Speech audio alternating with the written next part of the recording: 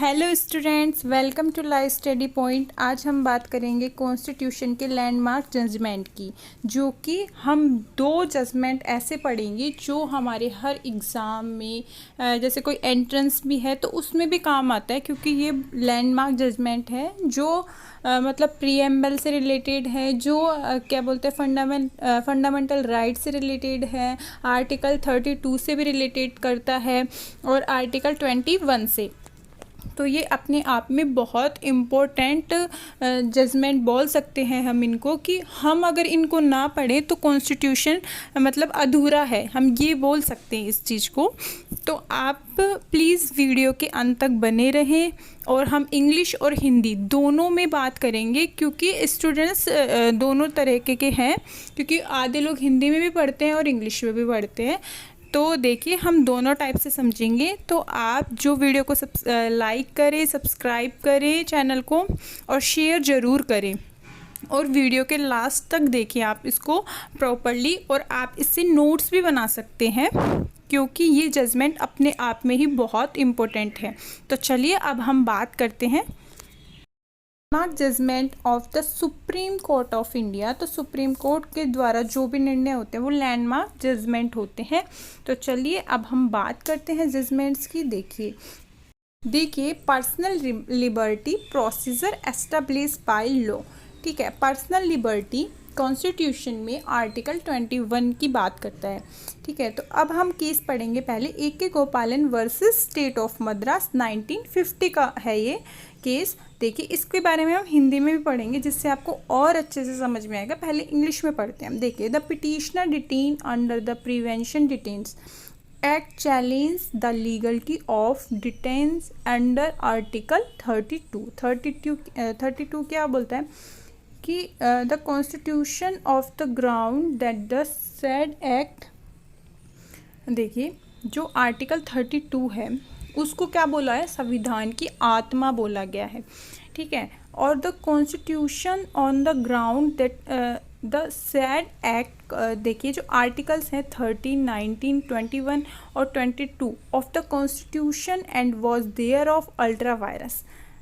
The Supreme Court held that Article 22 was self-contained code, and if personal liberty is taken away by the state in accordance with the procedure established by law, if the detained was as per the procedure established by law, the cannot be said that law। देखिए, जो articles हैं 13, 19, 21 और 22, 13 ये सारे क्या है, fundamental rights में आते हैं, और जो 14, 19, 21 है वो भी फंडामेंटल राइट्स में ही आते हैं। तो अब इसका मीनिंग क्या है, ये सब चीज़ें बात बोल क्या रही हैं, क्योंकि समझ में नहीं आता जब हम एकदम से पढ़ते हैं। तो चलिए अब हिंदी में भी बात करते हैं इसकी।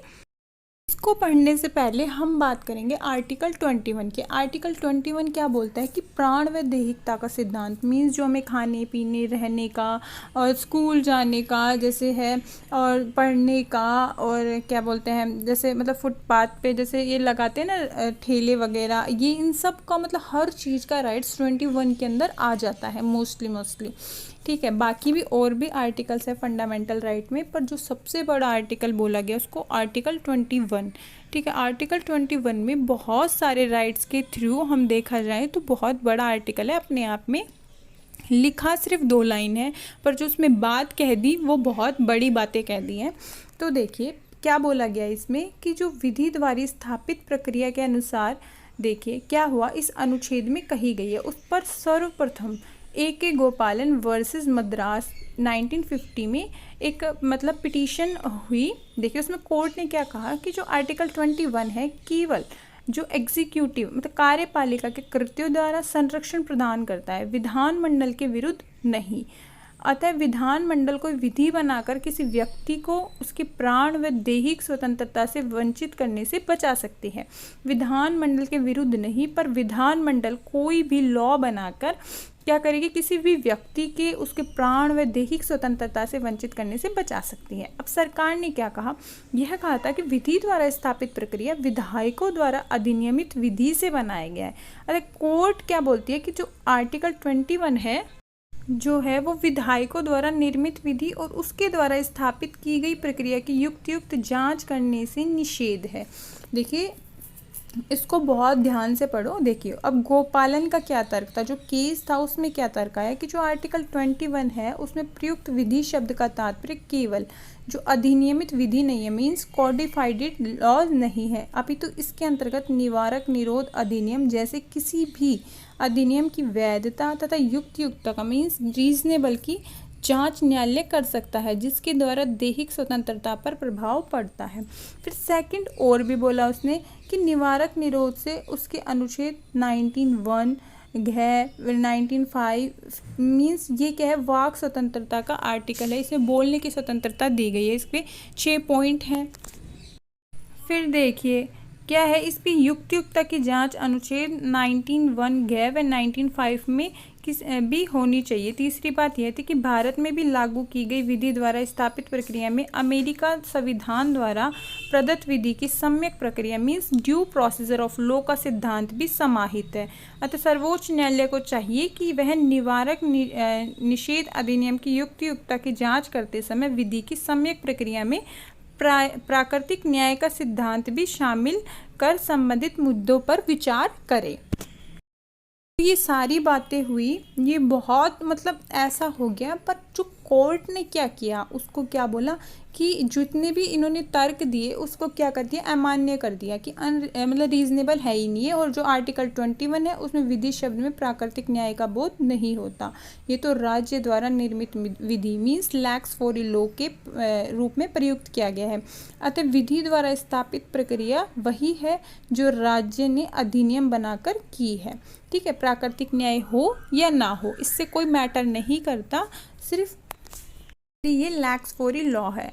ठीक है, न्यायालय ने कहा कि स्वतंत्रता एक व्यापक अर्थ वाला शब्द है, किंतु 21 इसके पहले दैहिक जोड़कर इसे सीमित कर देता है, अतः इसका अभिप्राय शारीरिक स्वतंत्रता से ही है। यह बताती है कि बिना विधिक प्रावधान के कोई कारावास नहीं भेजा जा सकता। ठीक है, अब ये सारे इसके पॉइंट्स थे। अब आगे बात करते हैं हम दूसरे केस की। देखिए पर्सनल लिबर्टी का फिर एक केस आया मेनका गांधी का वर्सेस यूनियन ऑफ इंडिया। तो ये मेनका गांधी का केस आया था, इसने क्या किया, A.K. गोपालन केस को was revisit in this case after about 28 year means 1978 में आया, वो 1950 में आया था। Main issue were whether the right to go abroad is a part of the right to personal liberty under Article 21 and whether the Passport Act prescribe a procedure as required by Article 21 of the Constitution। तो ये भी Article 21 से ही related था। ये go abroad मतलब abroad विदेश में यात्रा के लिए आया था और ये A.K. गोपालन केस को रिविजिट करता है, वो भी 28 ईयर बाद। ठीक है, सुप्रीम कोर्ट ने क्या बोला कि right to go abroad is a part of the right to personal liberty under article 21। ठीक है, the supreme court also ruled that mere existence of an enabling law not to enough restrain personal liberty, the procedure prescribed by law has to be fair, just and reasonable, oppressive and arbitrary। अब देखिए इसका मतलब पूरा क्या हुआ कि A.K. गोपालन case को रिविजिट करता है 28 ईयर बाद। ठीक है, वो 1950 का था, ये 1978 का है। इसमें क्या था, ये विदेश जाने के लिए था, उसमें निवारक निरोध अधिनियम के लिए था।